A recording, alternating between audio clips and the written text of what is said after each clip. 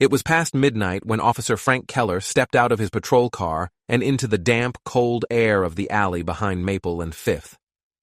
The flickering street lamp barely cut through the darkness, and somewhere in the distance, a leaky pipe dripped steadily onto the cracked pavement. Frank's boots crunched against scattered glass as he moved cautiously forward, his flashlight slicing through the shadows. Then he heard it, a muffled voice, a pained groan, and the unmistakable sound of someone being struck. "Unit 27, investigating disturbance on Maple and 5th. Stand by," Frank said into his radio, keeping his voice low. "Copy, Unit 27, the dispatcher crackled back. Frank clicked off the radio and pressed himself against the cold brick wall. Ahead, in the narrow passage between two buildings, he spotted movement shadows cast by flashlights dancing erratically across the brickwork. He stepped closer, and then he froze. 3 figures loomed over a fourth, smaller one.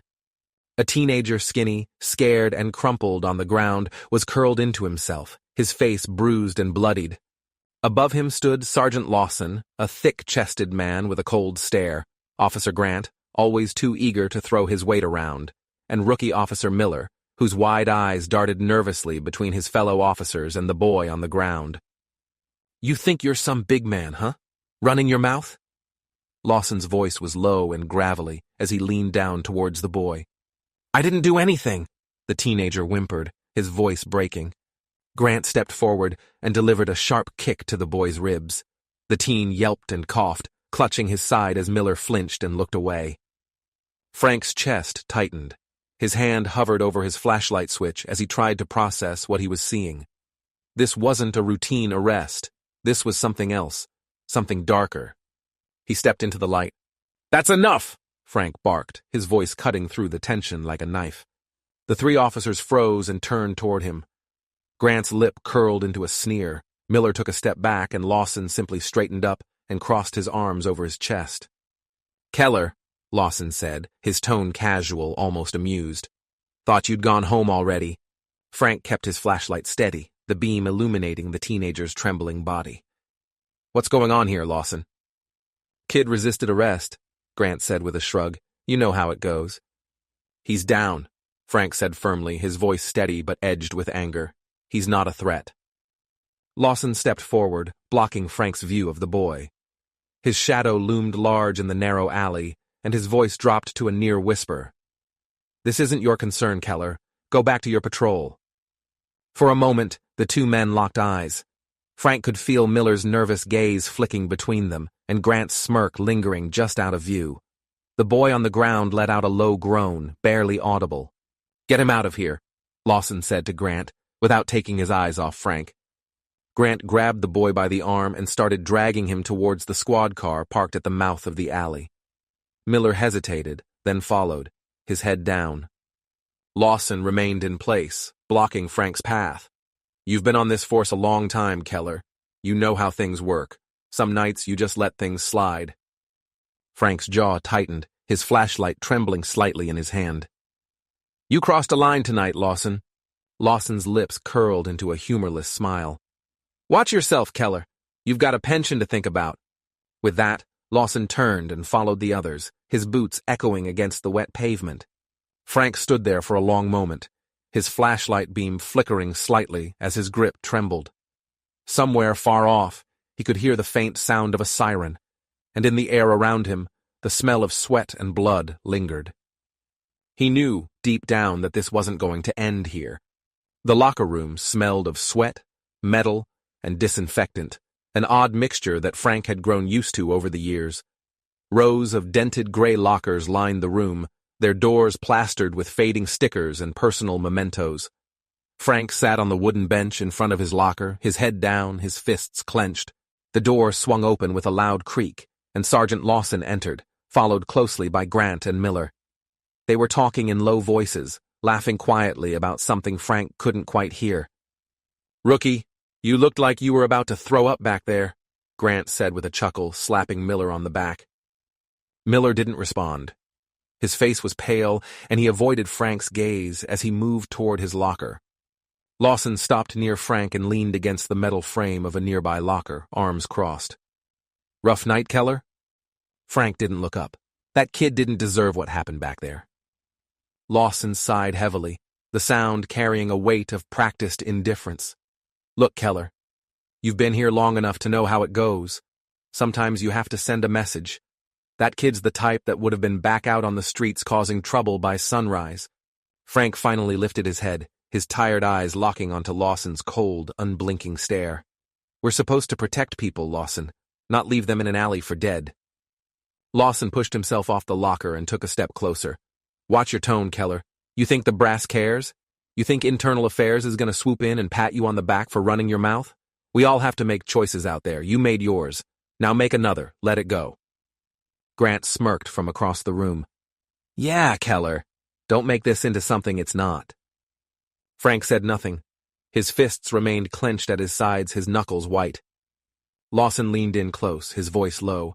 Clock out, Keller. Go home. Sleep it off. With that, Lawson turned and walked away, Grant following close behind. Miller lingered for a second, glancing briefly at Frank, guilt etched across his young face, before hurrying out of the locker room. Frank sat there in silence, the locker room now empty except for the faint hum of the overhead lights. He reached into his locker and pulled out an old photo himself, years younger, standing proudly in uniform with his wife and daughter beside him. His badge gleamed in the sunlight, untarnished by compromise. His reflection stared back at him in the polished surface of the badge, and Frank felt something heavy settle in his chest. This wasn't over. Frank sat at his kitchen table, staring into a cup of coffee that had long since gone cold. The clock on the wall ticked loudly in the silence of the small room. His wife, Laura, shuffled in, wearing an old sweatshirt and holding a half-empty glass of water. Her brow furrowed as she noticed the deep lines carved into Frank's face. You're home late, she said softly, pulling out a chair across from him. Frank sighed, rubbing a hand over his stubbled chin. Yeah, busy night. Laura studied him for a moment, her sharp eyes catching the way his shoulders sagged under an invisible weight. You're not telling me something. Frank hesitated. How could he explain it? How could he tell her what he'd seen without dragging her into the storm he could feel brewing on the horizon? He reached across the table and took her hand in his. Laura, if something ever happens, if things get rough. No. She shook her head firmly. Whatever this is, Frank, you're not carrying it alone. He forced a small smile but said nothing. They sat in silence for a while, Laura's hand resting gently in his. When she finally went back to bed, Frank stayed behind, pulling out his laptop. He spent hours combing through whistleblower protections, memorizing procedures, and reading case studies of officers who had spoken out and what had happened to them afterward. Suspensions, career-ending investigations, homes vandalized, families harassed. His cursor hovered over an email template addressed to Internal Affairs. His chest felt tight, his finger trembling over the trackpad. Then he closed the laptop. It was nearly dawn when Frank finally stood, walked to the window, and looked out over the sleeping neighborhood. Somewhere out there, a teenager was lying in a hospital bed, bruised, broken, and scared. And Frank Keller, the man sworn to protect him, had done nothing. The weight in his chest settled deeper. The precinct was unusually quiet when Frank arrived for his shift. The fluorescent lights buzzed overhead, and the faint scent of burnt coffee lingered in the air. Officers passed by him without making eye contact, their conversations dying as he walked past. Frank felt it immediately, the shift in the air. Word had spread. At the morning briefing, Sergeant Lawson stood at the front of the room, leaning casually against the whiteboard. Quick update, team. The incident from last night, the kid in the alley? He's stable now. Looks like he was running drugs. Whole thing's wrapped up nice and neat. Frank's stomach churned as Lawson's words washed over him. Wrapped up nice and neat. The briefing ended, and officers began to file out. Frank stayed seated, his eyes locked on the incident report Lawson had pinned to the whiteboard. It didn't make sense. The timeline didn't match up, and the report claimed the teen had attacked Officer Grant, a blatant lie.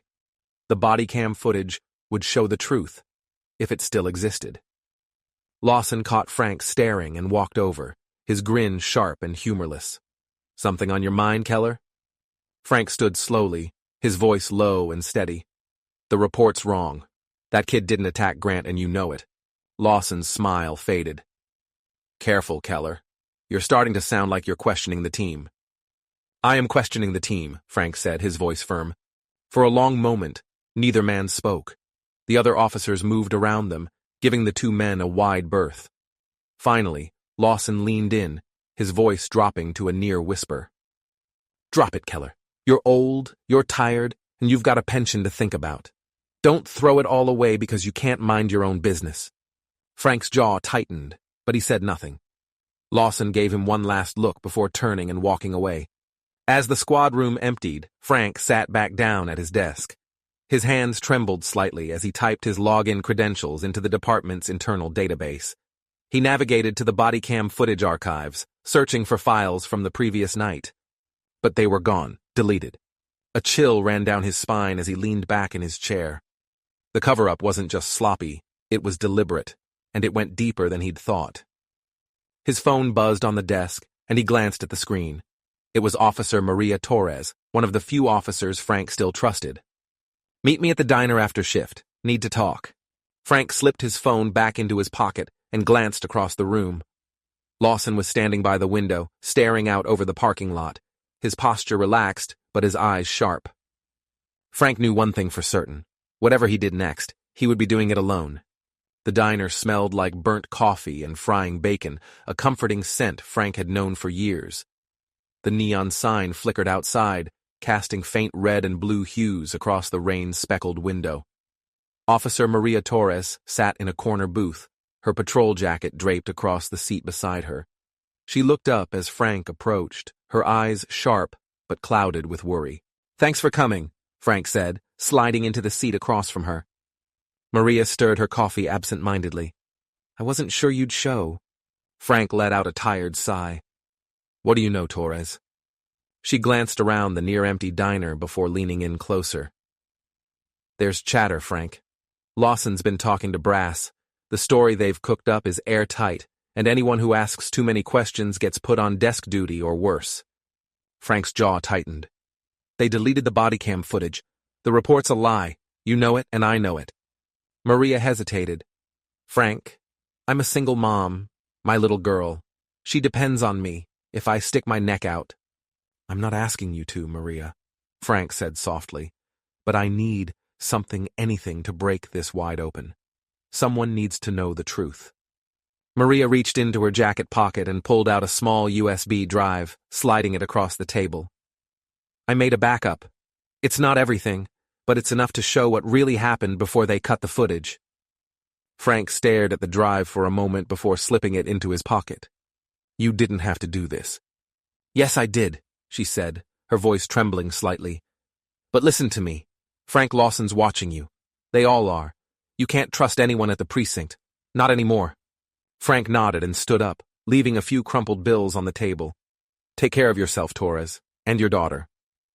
As Frank walked out into the cold night air, the weight in his chest felt heavier than ever. He had a piece of the truth now, but he also had a target on his back. The hospital smelled of antiseptic and exhaustion. Fluorescent lights buzzed faintly overhead as Frank walked through the dim hallways, his boots echoing against the linoleum floor. He stopped outside room 304 and took a deep breath before pushing the door open. Inside, the teenage boy from the alley lay motionless on the hospital bed. His face was bruised, his lips split, and a bandage wrapped around his forehead. Machines beeped steadily beside him, their glow casting faint patterns across his pale skin. Sitting in the corner of the room was the boy's mother, a woman in her early 40s with tired eyes and hands clasped tightly in her lap. She looked up as Frank stepped in, her expression a mixture of fear and hope. Are you one of them? She asked cautiously. Frank shook his head. No, ma'am. I'm here because I need you to know that what happened to your son wasn't right. Her eyes welled up with tears, and she wiped them away quickly. They said he resisted, that he attacked them. They lied, Frank said softly. Your son didn't deserve this. For a moment, the woman said nothing. She simply looked at her son, her fingers trembling against the thin fabric of her coat. Will anything happen to them? She asked, her voice barely above a whisper. Frank hesitated. I'm going to do everything I can to make sure the truth comes out. But it's going to be hard, and it's going to cost me. The woman stood and crossed the room, stopping in front of Frank. Thank you, she said, her voice steady now. For trying. Frank turned back to the boy in the bed, his chest tightening with guilt. This kid was someone's son, someone's everything, and the people sworn to protect him had left him broken in an alley. When Frank stepped back into the hallway, the weight of the USB drive in his pocket felt heavier than ever. He made a decision right then and there. He would expose the truth, no matter the cost. Frank's headlights cut through the heavy mist as he drove down the narrow road toward home. The USB drive sat in the cup holder, its faint metallic sheen catching stray light from passing street lamps. His hands gripped the wheel tightly, his mind racing through every possible scenario. His phone buzzed in the passenger seat. An unknown number. He ignored it. The buzzing started again. This time, Frank answered. A distorted voice crackled on the other end. You're making a mistake, Keller. The line went dead. Frank's stomach twisted as he glanced at his rearview mirror. A pair of headlights appeared far behind him, matching his speed, never getting closer but never falling back. His pulse quickened. He turned abruptly onto a side street, hoping to lose the tail, but the car followed. When he finally pulled into his driveway, the other car didn't stop. It continued down the road, disappearing into the fog. The house was dark, a single porch light flickering faintly. Frank stepped inside and locked the door behind him. The smell of Laura's perfume lingered in the air. He was about to call out to her when he noticed something. The living room window was shattered, glass shards scattered across the carpet. "Laura?" he called, his voice sharp with panic. "I'm here," she answered from the hallway, her voice trembling. Frank rushed toward her. Laura stood in her robe, clutching her phone in one hand. On the dining room table lay a piece of paper, hastily scrawled with thick black ink. "Drop it, Frank." Laura's eyes were wide with fear. "What is this, Frank? What's happening?" Frank clenched his fists, his voice low and steady. "It's a warning. They want me to back off." Laura took a step closer, her hand trembling as she touched his arm. "Frank, you have to stop. Please. They could hurt us. They could—" "No," Frank said firmly. "If I stop now, that kid ends up being just another name, just another statistic. And the next one, and the next one after that. It won't stop." Laura's lip quivered as she looked into his eyes. "Just be careful. Please." Frank pulled her into a tight embrace, holding her close. Outside, the faint sound of an engine revving echoed in the distance before fading away into silence. He knew he was running out of time. The precinct was nearly empty when Frank returned later that night. The faint hum of fluorescent lights buzzed overhead, and the smell of stale coffee lingered in the air. He moved quickly, keeping his head down as he made his way to his desk. His computer flickered to life as he plugged in the USB drive Torres had given him. File names appeared on the screen time stamps, officer IDs, and short clips of body cam footage. Frank clicked on one file. The screen filled with grainy, flickering footage. The alley came into view, illuminated by a flashlight beam. The teenager's face was clear, blood trickling from his nose. The footage cut out abruptly, replaced by a corrupted error message. Frank clicked on another file. This one was longer. The audio crackled with static, but Lawson's voice came through, sharp and unmistakable. "You think you're some big man, huh? Running your mouth?" Grant's laugh followed. Then the sound of a boot connecting with flesh. Frank leaned back in his chair, his stomach turning over. The footage was damning. Even with parts missing, it painted an undeniable picture of abuse and cover-up. But just as he was about to transfer the files to another drive, a shadow crossed his desk. "Working late, Keller?" Sergeant Lawson stood a few feet away, his bulky frame silhouetted by the pale light of the squad room. Behind him, Grant loomed, his arms crossed over his chest. Frank's hand hovered over the mouse. "What do you want, Lawson?" Lawson stepped closer, his eyes locked onto the computer screen. "That's department property you're tampering with, Keller. You know that, right?" Grant smirked. "You should have just kept your mouth shut, old man." Frank stood slowly, slipping the USB drive into his pocket. "You're out of time, Lawson. It's over." Lawson chuckled darkly. "You think you're some kind of hero? You think brass is going to pin a medal on your chest for this? They'll bury you, Keller, just like they buried that kid in the alley." Frank's pulse thundered in his ears, but he kept his voice steady. Maybe, but at least I'll be able to look at myself in the mirror. Before Lawson could respond, Frank grabbed his jacket and walked past them, his footsteps echoing loudly as he made his way out of the precinct. He had what he needed, but now he had to decide where to take it. Internal affairs, the press? One thing was certain, he had to act fast. Frank's hands were steady on the steering wheel as he drove toward the city's internal affairs office. The USB drive felt like it was burning a hole in his pocket. The streets were quiet, save for the occasional hum of passing cars, and the glow of traffic lights painted fleeting patterns across the cracked windshield of his cruiser. His phone buzzed, unknown number again. He ignored it. At a red light, Frank exhaled deeply and glanced at himself in the rearview mirror. His eyes were bloodshot, heavy with exhaustion, but something else was there, resolve.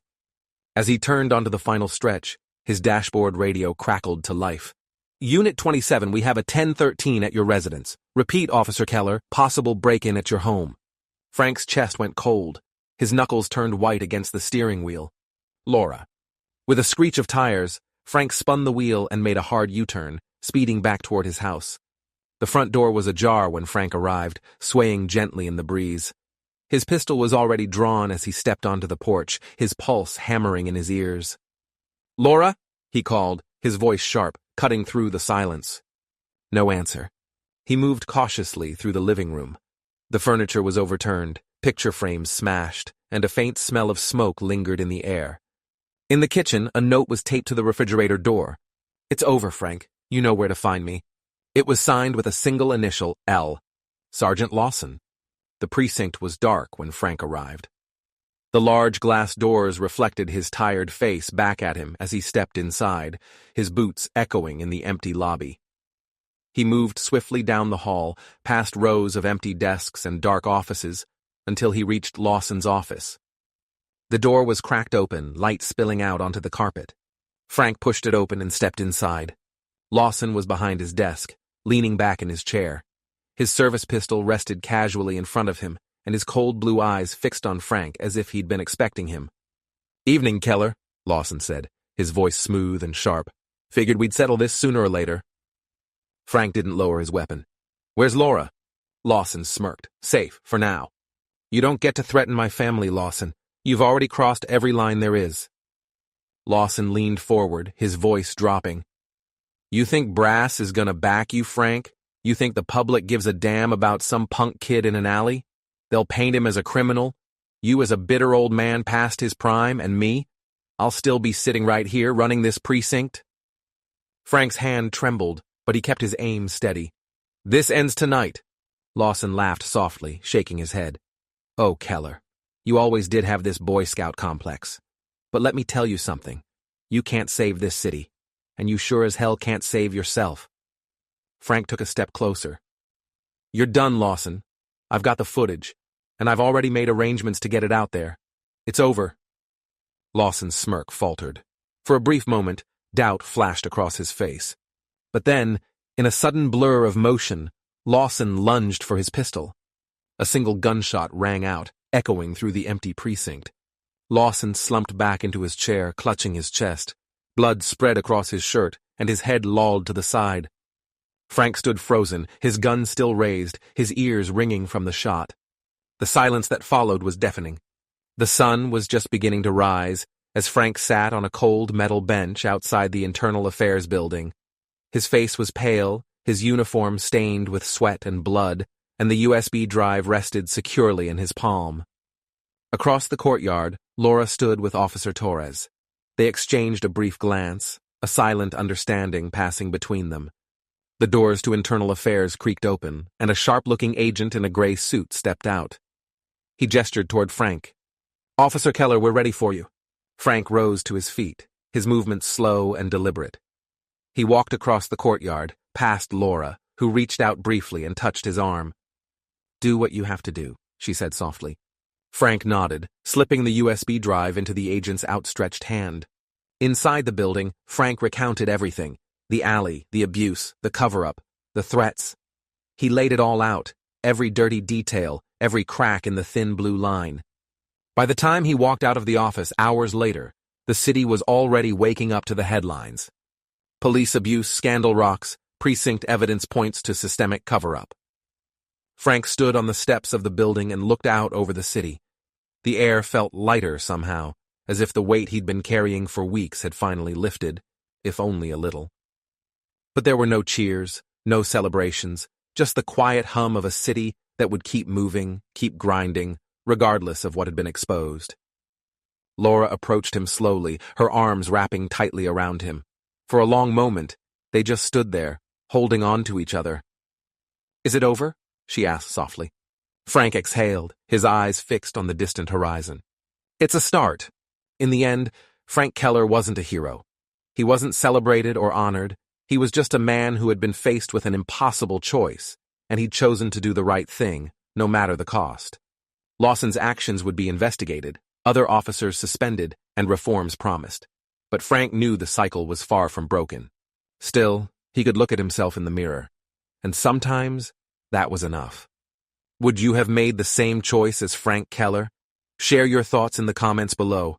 Like, follow, and share to keep stories like these alive, because change starts with courage.